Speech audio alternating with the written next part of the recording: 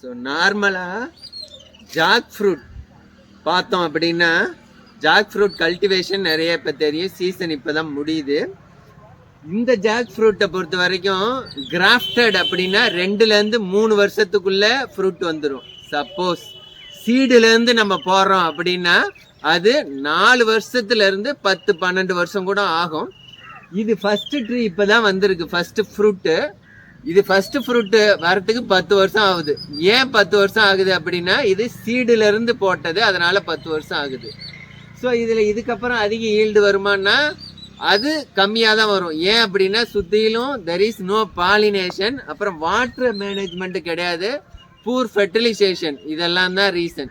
சரி, ஆவரேஜாக ஃப்ரூட் வீட்டுக்கெல்லாம் வேணும், 1 மரம் 2 மரம் தான் வச்சுருக்கேன்னா அவங்க என்ன பண்ணலான்னா பார்க் ரிமூவிங் டெக்னிக் அப்படின்னு சொல்லுவாங்க.